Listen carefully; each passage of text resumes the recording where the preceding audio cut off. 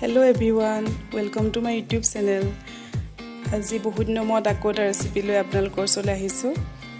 Broiler মাংস আধা KG, পিঁয়াজ দুটা, নহৰু আদা, কণ জলকীয়া আৰু এক খৰিচা। এটা সুন্দৰ ৰেচিপি আকৌ আপোনালোকৰ লগত শ্বেয়াৰ কৰিছোঁ। আশা কৰিছোঁ আপোনালোকে এইটো ৰেচিপি বহুত ভাল পাব। কেৰাহী গৰম হ'লত মই ইয়াতে অলপমান মিঠাতেল দিছোঁ।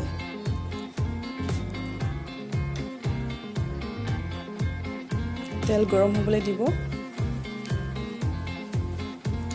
আমাৰ তেলখিনি গৰম হৈ গৈছে। এতিয়া মই কাটি থোৱা পিঁয়াজ, আদা, নহৰু আৰু কণ জলকীয়া গোটেইকেইটা একেলগে দি ভাজি ল'ম।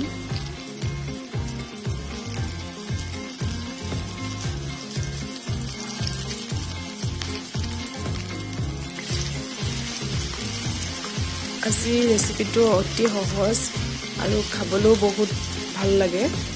আৰু ইয়াত মই মছলা এড নকৰোঁ। আজি বিনা মছলাত মাংসখিনি বনাই দেখাম। আৰু খাবলৈ যদি মন যায় নিশ্চয় ৰেচিপিটো এবাৰ ট্ৰাই কৰি চাব আৰু আপুনি তেতিয়া গম পাব যে এইটো কিমান টেষ্টি ৰেচিপি হয়।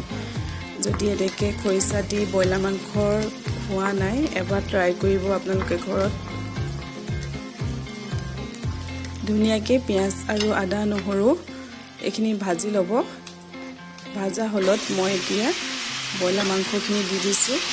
চিকেনখিনি ধুনীয়াকৈ আপোনালোকে সিজাকৈ ভাজি ল'ব যাতে ইয়াৰ পৰা পানীখিনি ধুনীয়াকৈ ওলাই যায়। তাৰপিছতে আমি খৰিচাখিনি লাহেকৈ দিম। মই 2 চামুচ খৰিচা লৈছোঁ।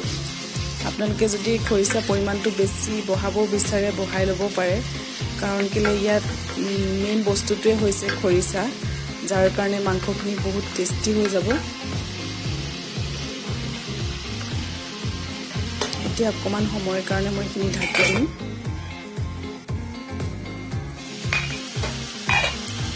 এয়া দেখিছে মাংসৰ পৰা পানী ওলাবলৈ ষ্টাৰ্ট কৰিছে। এতিয়া মই ইয়াতে অকণমান নিমখ এড কৰিম। নিমখটো আপোনালোকে নিজৰ সোৱাদ অনুযায়ী দি ল'ব। অতি চিম্পুল ৰেচিপি হয় আৰু কম সময়তে আপোনালোকে বনাই খাব পাৰে এইটো ৰেচিপি। আৰু কণ জলকীয়াকেইটাও বহুত জ্বলা কৰি দিয়ে, সেইকাৰণে মই বেলেগ আৰু বেছি জ্বলা বা জলকীয়া এড কৰা নাই। আৰু খৰিচাটো জ্বলা অকণমান আছে, সেইকাৰণে মই কম জ্বলাতে বনাইছোঁ। এয়া খৰিচা মই ঘৰতে বনাই ৰাখিছিলোঁ খৰিচা।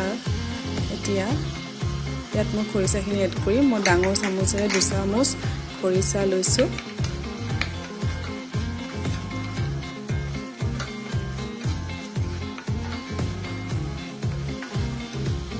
গোটেইখিনি ধুনীয়াকৈ মিলাই ল'ব।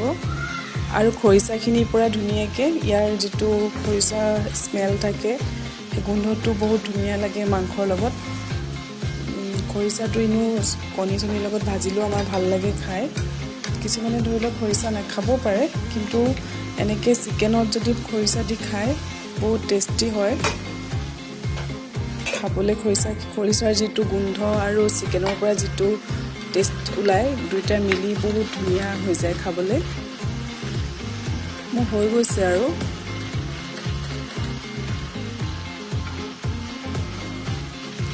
এয়া মাংসখিনি ধুনীয়াকৈ সিজি দিছেগৈ। এতিয়া অকণমান সময় মই আকৌ ঢাকি দিম।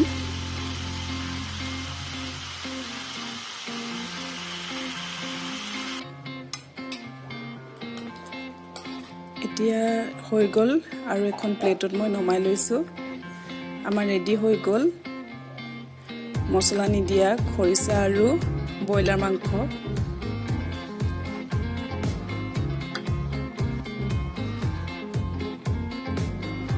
আশা কৰিছোঁ ৰেচিপিটো আপোনালোকে নিশ্চয় ভাল পাব। আৰু এবাৰ যদি খোৱা নাই এনেকৈ এবাৰ ঘৰত বনাই খাবচোন। আৰু খাই নিশ্চয় গম পাব যে কিমান টেষ্টি হয় খৰিচাৰ লগত ব্ৰইলাৰ মাংসৰ।